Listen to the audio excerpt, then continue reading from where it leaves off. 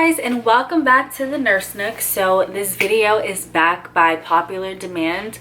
I thought I would give you guys another ER update because I haven't done one and I want to say like maybe 6 months, and so much has happened since then, so I want to catch you guys up. Yes, this is a scrub top that I'm wearing. This is the Genu scrub top. Okay, so let's jump right into this update. I do not even know where to start.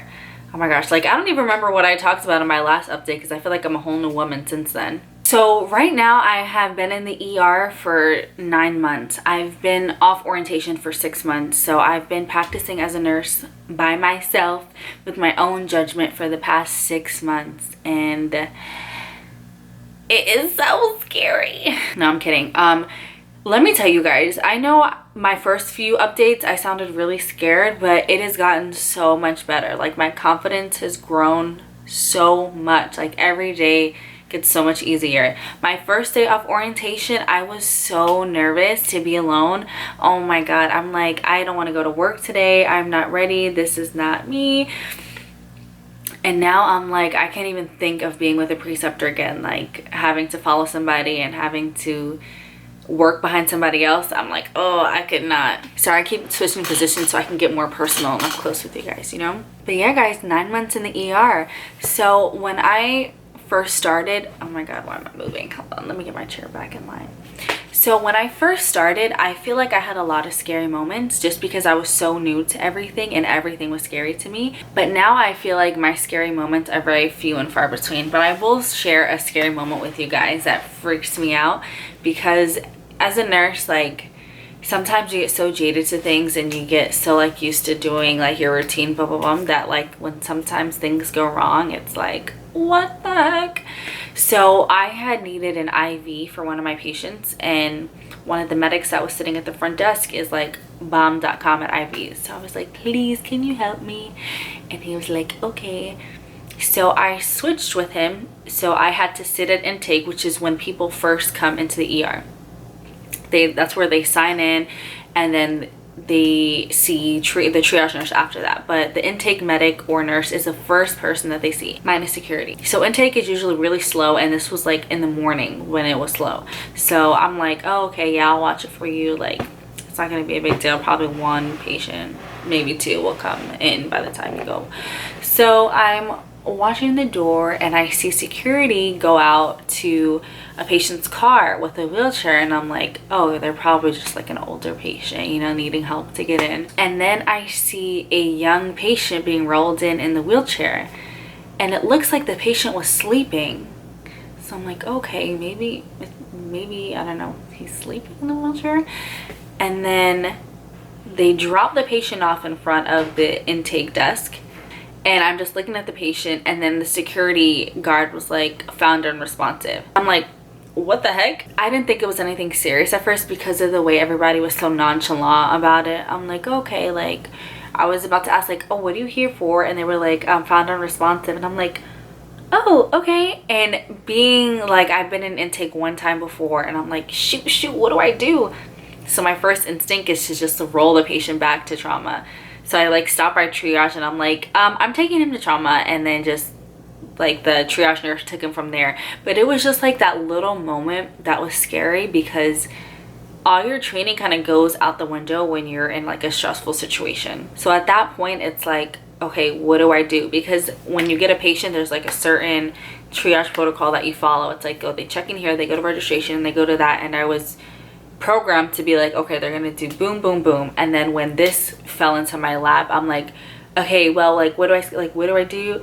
It was just like a scary moment, and it's like shoot, like I gotta do something fast to intervene and make sure like this person stays alive. And it's moments like that, like sometimes nurses get so in their schedule and in their task and are task oriented that we are not really planning for unexpected things to happen, and when they do, it's like we're really thrown off. By we, I mean me.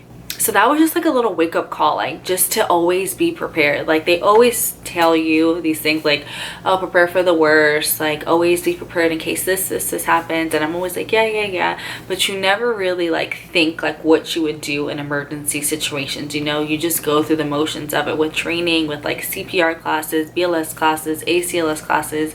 But when you're in the moment, it's so different. It's nothing like your training. So that little moment was a good eye-opener to just remind myself, don't be so task oriented.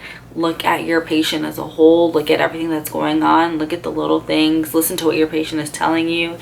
Just all of that was just like a nice little wake up. The patient ended up being fine, by the way, in case you were wondering. So another update, I have been getting a lot better at my IVs. Every day is better than the last day.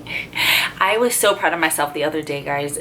I got a patient from EMS and they were not able to get an IV on this patient, and they tried multiple times, and these EMS drivers were very experienced and very good at their jobs. And I went in there and I got the IV on the first try, guys. I was so emotional inside. Like when I saw the little flash in the catheter, I was like I did that.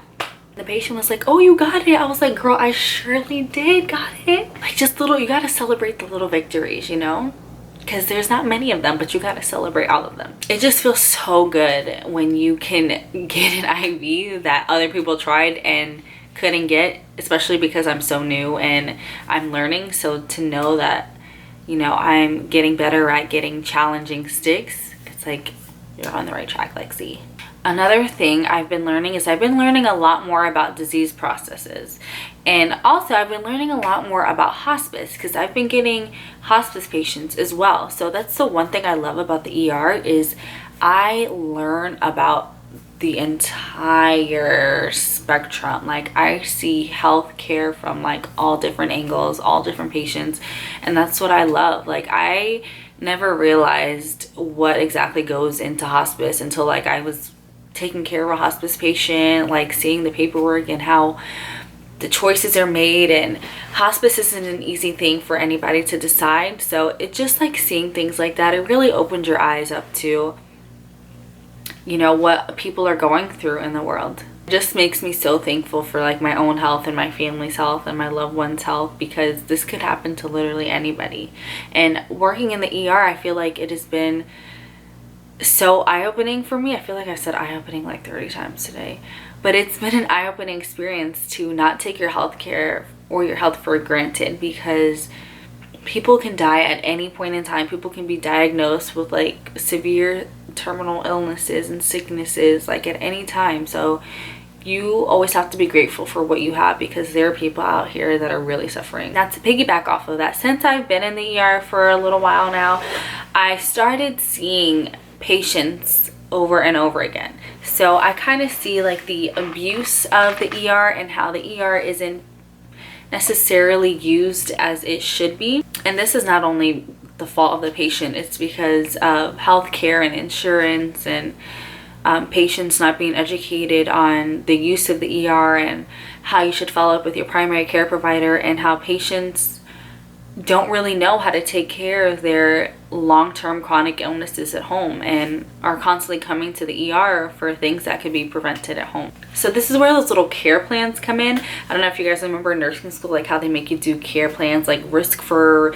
insufficient knowledge. Like there's so much teaching we can do for patients, and especially when they come and see us, sometimes we're the only healthcare providers that these patients are seeing. So it's important that we give them like knowledge, education, stuff to follow up on. Like sometimes I'll print stuff off the internet for my patients, for example, like on diabetes, like diet help and just little things that they can take with them, because a lot of them don't even have access to internet or a healthcare provider or anything like that. So I try to do like as much as I can for my patients, because I know sometimes this is all they get.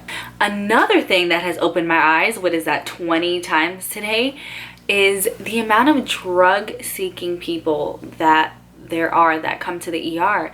It's honestly a sad epidemic, because a lot of people get addicted to pain medication and they are dependent on it, and sometimes it'll even happen by like someone gets in a car accident, they'll start taking Percocet and now they're addicted to Percocet and now they want something stronger than Percocet. It's really sad because a lot of times people cannot control their own addictions and it gets way out of hand and they don't get help until it's too late. I know like they're doing so much in the country and in Florida especially to control this epidemic because Florida has a really high rate of drug addicted people.